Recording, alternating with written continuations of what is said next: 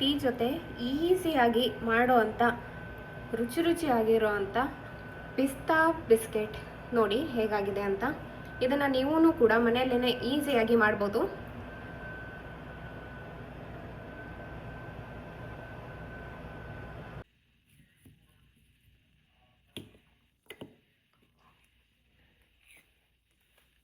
ಮುಗ್ದಾ ತಗ ತಿನ್ನು.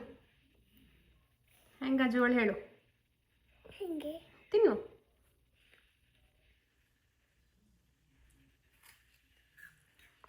ಹೆಂಗಜು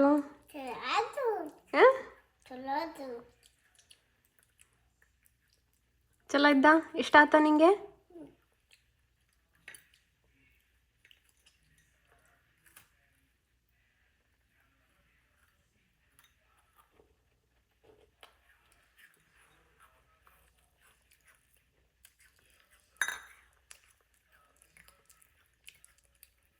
ಎಲ್ಲರಿಗೂ ನಮಸ್ಕಾರ, welcome back to the channel. ನಾನು ಪೂಜಾ ರಾಜೇಶ್. ನಾನಿವತ್ತು ಪಿಸ್ತಾ ಬಿಸ್ಕೆಟ್ನ ಮಾಡ್ತಾ ಇದ್ದೀನಿ. ತುಂಬಾ ಈಸಿಯಾಗಿ ಮಾಡ್ಬೋದು. ಟೀ ಜೊತೆ ಅಂತೂ ಸಖತ್ತಾಗಿರುತ್ತೆ. ಇದನ್ನು ಮಾಡೋದು ಹೇಗೆ ಅಂತ ನೋಡೋಣ ಬನ್ನಿ. ಬಿಸ್ಕೆಟ್ ಮಾಡೋದಕ್ಕೆ ನಾನಿಲ್ಲಿ 3/4 ಬೌಲ್ ಆಗೋಷ್ಟು ಕಾರ್ನ್ ಫ್ಲೋರ್ನ ತೊಗೊಂಡಿದ್ದೀನಿ. ಇಲ್ಲಿ ಕೇಸರಿನ ಒಂದು ಸ್ವಲ್ಪ ಹಾಲನ್ನು ಹಾಕಿ ನೆನೆಸಿಟ್ಟಿದ್ದೀನಿ. ಹಾಗೆ ಒಂದು ಸ್ವಲ್ಪ ಪಿಸ್ತಾನ ಈ ಥರ ಚಿಕ್ಕದಾಗಿ ಕಟ್ ಮಾಡಿ ಇಟ್ಕೊಟ್ಟಿದ್ದೀನಿ. 1/4 ಬೌಲ್ ಆಗೋಷ್ಟು ಸಕ್ಕರೆ, 1/4 ಚಮಚದಷ್ಟು ಬೇಕಿಂಗ್ ಸೋಡಾ, 1/4 ಚಮಚದಷ್ಟು ಬೇಕಿಂಗ್ ಪೌಡರ್, ಹಾಗೆ ಒಂದು ಸ್ವಲ್ಪ ಬೆಣ್ಣೆ, 1 ಬೌಲಷ್ಟು ಗೋಧಿ ಹಿಟ್ಟನ್ನು ತೊಗೊಂಡಿದ್ದೀನಿ. ಇದನ್ನು ಮೈದಾ ಹಿಟ್ಟಲ್ಲಿ ಮಾಡ್ತಾ ಇಲ್ಲ. ಅಂದರೆ 1 ಬೌಲಷ್ಟು ಗೋಧಿ ಹಿಟ್ಟು, ಒಂದು ಅರ್ಧದಿಂದ 3/4 ಬೌಲಷ್ಟು ಕಾರ್ನ್ ಫ್ಲೋರ್ ಅಂದರೆ ಜೋಳದ ಹಿಟ್ಟು, ಇದನ್ನು ತೊಗೊಂಡಿದ್ದೀನಿ. ಇವೆರಡರನ್ನು ಮಿಕ್ಸ್ ಮಾಡಿ ಮಾಡ್ತಾಯಿದ್ದೀನಿ. ನಾನು ಇದಕ್ಕೆ ಮೈದಾ ಹಿಟ್ಟನ್ನು ಯೂಸ್ ಮಾಡ್ತಾ ಇಲ್ಲ. ಬನ್ನಿ ಇದನ್ನು ಮಾಡೋದು ಹೇಗೆ ಅಂತ ನೋಡೋಣ. ನಿಧಾನವಾಗಿ ಹಿಟ್ಟನ್ನು ಕಲಿಸ್ಕೊಳ್ಳೋಣ. ಒಂದು ಪಾತ್ರೆಗೆ ಹಿಟ್ಟನ್ನು ಯಾವ ಪಾತ್ರೆಯಲ್ಲಿ ಕಲಿಸ್ತೀರೋ ಆ ಪಾತ್ರೆ ತಗೊಳ್ಳಿ. ಅದಕ್ಕೆ ಬೆಣ್ಣೆ ಹಾಕ್ಕೊಳ್ತಾ ಇದ್ದೀನಿ.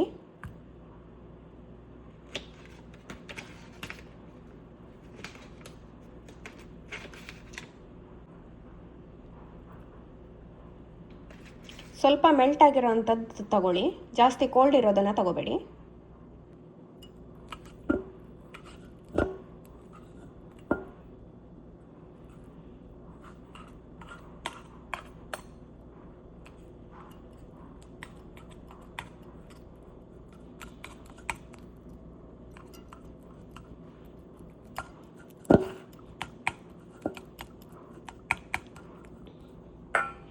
ಇದಕ್ಕೆ ನಾವಿಲ್ಲಿ ಸಕ್ಕರೆನ ತೊಗೊಂಡಿದ್ದೀವಲ್ವ, 1/4 ಬೌಲ್ ಆಗೋಷ್ಟು ಈ ಸಕ್ಕರೆನ ಹಾಕ್ತಾಯಿದ್ದೀನಿ. ನಿಮಗೆ ಇನ್ನೂ ಜಾಸ್ತಿ ಸ್ವೀಟ್ ಬೇಕು ಅಂತಂದರೆ ಸ್ವಲ್ಪ ಜಾಸ್ತಿ ಸಕ್ಕರೆ ಹಾಕ್ಕೊಳ್ಳಿ. ನಾನಿಲ್ಲಿ ಅಷ್ಟೊಂದು ಸ್ವೀಟಾಗಿ ಮಾಡ್ತಾಯಿಲ್ಲ, ಮೈಲ್ಡಾಗಿ ಮಾಡ್ತಾಯಿದ್ದೀನಿ. ಅದಕ್ಕೆ 1/4 ಬೌಲಷ್ಟು ತೊಗೊಂಡಿದ್ದೀನಿ.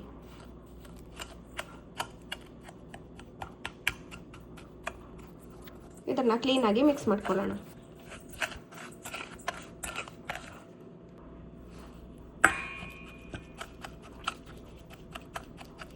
ಸಕ್ಕರೆ ಮತ್ತು ಬೆಣ್ಣೆ ಎರಡನ್ನೂ ಕ್ಲೀನಾಗಿ ಮಿಕ್ಸ್ ಆಗಬೇಕು. ಆ ಥರ ಇದನ್ನು ಚೆನ್ನಾಗಿ ಮಿಕ್ಸ್ ಮಾಡ್ಕೊಳ್ಳಿ.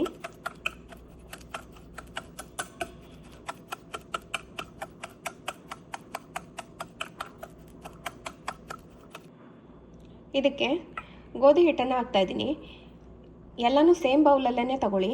ಇದೇ ಬೌಲಲ್ಲೇ ನಾನು ಗೋಧಿ ಹಿಟ್ಟು, ಇದೇ ಬೌಲಲ್ಲಿ ಸಕ್ಕರೆ, ಹಾಗೆ ಇದೇ ಬೌಲಲ್ಲಿ ಕಾರ್ನ್ ಫ್ಲೋರ್ನ ತೊಗೊಂಡಿದ್ದೀನಿ. ಎಲ್ಲನೂ ಸೇಮ್ ಸೈಜಲ್ಲೇ ಇದೆ ನೋಡಿ.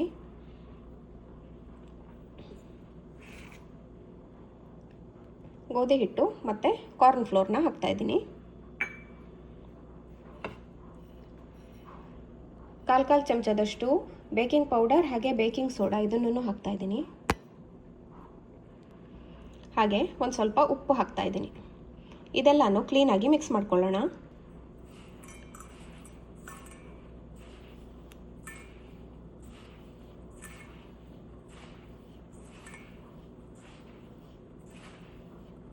ಚಪಾತಿ ಹಿಟ್ಟನ್ನೆಲ್ಲ ಕಲಿಸ್ತೀವಲ್ವ, ಅದೇ ಹದದಲ್ಲಿ ಇದನ್ನು ಕಲಿಸ್ಕೋಬೇಕು. ನೀರೆಲ್ಲ ಏನು ಹಾಕಬೇಡಿ. ನಾವಿಲ್ಲಿ ಕೇಸರಿನ ನೆನೆಸಿಟ್ಟಿದ್ದೀವಲ್ವ, ಸ್ವಲ್ಪ ಹಾಲು ಹಾಕಿ ಅದನ್ನು ಆ್ಯಡ್ ಮಾಡ್ಬೋದು. ಎಲ್ಲನೂ ಕ್ಲೀನಾಗಿ ಮಿಕ್ಸ್ ಮಾಡ್ಕೊಳ್ತಾ ಇದ್ದೀನಿ ನೋಡಿ. ಹೀಗೆ ಮಾಡಿದ್ರೆ ಈ ಥರ ಸ್ವಲ್ಪ ಉಂಡೆ ಆಗಬೇಕು, ಗೊತ್ತಾಯ್ತಾ? ಇಷ್ಟು ಟೈಟಾಗಿ ಬರಬೇಕು. ಅಷ್ಟು ಬೆಣ್ಣೆ ಹಾಕ್ಕೊಳ್ಳಿ. ನೀವು ಹಾಕ್ಕೊಂಡಿರೋ ಬೆಣ್ಣೆ ಕಡಿಮೆ ಆಯಿತು ಅಂತಂದರೆ ಈಗೂ ಕೂಡ ನೀವು ಆ್ಯಡ್ ಮಾಡ್ಕೋಬೋದು.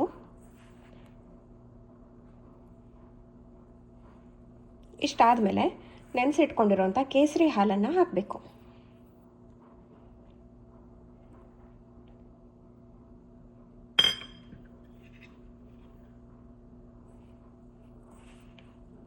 ಇವಾಗ ಚೆನ್ನಾಗಿ ಕಲಿಸ್ಕೊಳ್ಳಿ.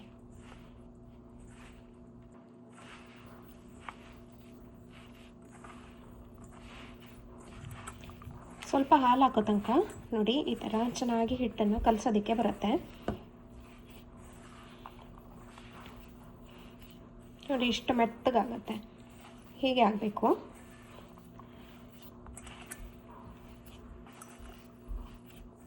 ನೀವು ಇದಕ್ಕೆ ಸ್ವಲ್ಪ ಪಿಸ್ತಾ ಕೂಡ ಆ್ಯಡ್ ಮಾಡ್ಬೋದು, ಅಥವಾ ಗೋಡಂಬಿ, ಬಾದಾಮಿ ಯಾವ್ದು ಬೇಕಿದ್ರೂ ನೀವು ಚಿಕ್ಕದಾಗಿ ಅದನ್ನು ಕಟ್ ಮಾಡಿಕೊಂಡು ಹಾಕ್ಬೋದು. ನಾನಿವತ್ತು ಪಿಸ್ತಾದು ಮಾಡ್ತಾಯಿದ್ದೀನಿ, ಅದಕ್ಕೆ ಸ್ವಲ್ಪ ಪಿಸ್ತಾ ಹಾಕ್ತೀನಿ.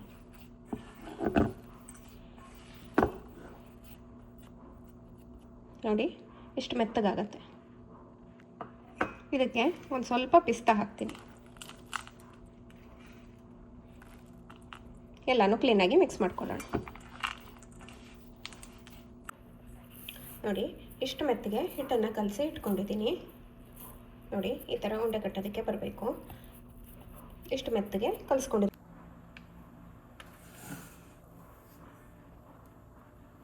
ನಿಮಗೆ ಯಾವ ಸೈಜಲ್ಲಿ ಬೇಕೋ ಆ ಸೈಜಲ್ಲಿ ನೀವು ಪೋರ್ಷನ್ನ ತಗೊಂಡು ಕ್ಲೀನಾಗಿ ಉಂಡೆ ಕಟ್ಕೊಳ್ಳಿ.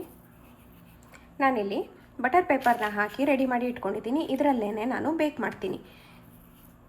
350 ಡಿಗ್ರಿಯಲ್ಲಿ ಪ್ರೀ ಹೀಟನ್ನು ಮಾಡಿಕೊಂಡು ಒಂದು 20 ಮಿನಿಟ್ಸ್ ಇದನ್ನು ಬೇಕ್ ಮಾಡಬೇಕಾಗತ್ತೆ.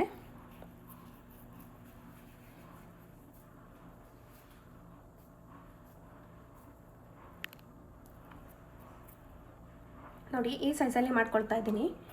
ಇದಕ್ಕೆ ಸ್ವಲ್ಪ ಮೇಲ್ಗಡೆಯಿಂದ ಪಿಸ್ತಾ ಅಂಟಿಸ್ತಾ ಇದ್ದೀನಿ. ಬೆಣ್ಣೆ ಹಾಕಿರೋದ್ರಿಂದ ಅದಾಗೇ ಅಂಟ್ಕೊಳ್ಳುತ್ತೆ. ನೀವು ಕೈಗೂ ಸ್ವಲ್ಪ ಬೆಣ್ಣೆ ಅಥವಾ ಎಣ್ಣೆನ ಸವರ್ಕೊಂಡು ಈ ಥರ ಉಂಡೆನ ಕಟ್ಕೊಳ್ಳಿ, ಯಾವ ಸೈಜಲ್ಲಿ ಬೇಕು ಅಂತ ನೋಡಿಕೊಂಡು.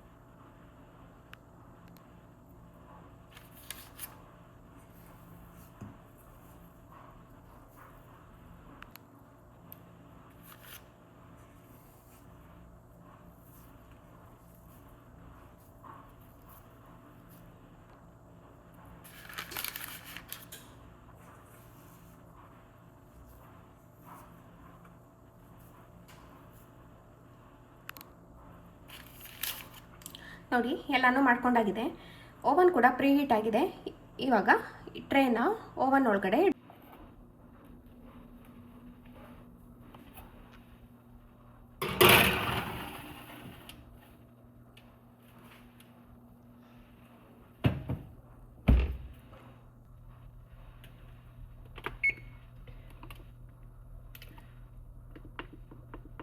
25 ಮಿನಿಟ್ಸ್ ಇದನ್ನು ಬೇಕ್ ಮಾಡ್ತೀನಿ.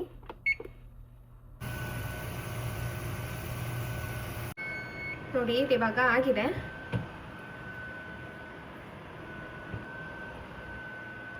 ಕಾಣಿಸ್ತಾ ಇದೆಯಲ್ಲ, ಇವಾಗ ನೋಡಿ ಎಷ್ಟು ಚೆನ್ನಾಗಿ ಆಗಿದೆ. ಇದು ಇವಾಗ ಬಿಸಿ ಇದೆ, ತಣ್ಣಗಾದ್ಮೇಲೆ ತೋರಿಸ್ತೀನಿ.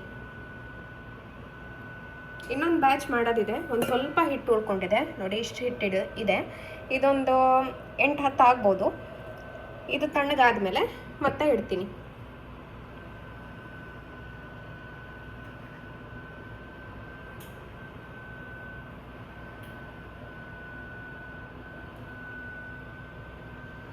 ಈ ರೆಸಿಪಿ ಇಷ್ಟ ಆಗಿದ್ರೆ ಪ್ಲೀಸ್ ಲೈಕ್ ಮಾಡಿ, ಶೇರ್ ಮಾಡಿ, ಹಾಗೆ ಸಬ್ಸ್ಕ್ರೈಬ್ ಮಾಡಿ. ಮುಂದಿನ ವಿಡಿಯೋದಲ್ಲಿ ಸಿಗ್ತೀನಿ. ಅಲ್ಲಿ ತನಕ ನಮಸ್ಕಾರ.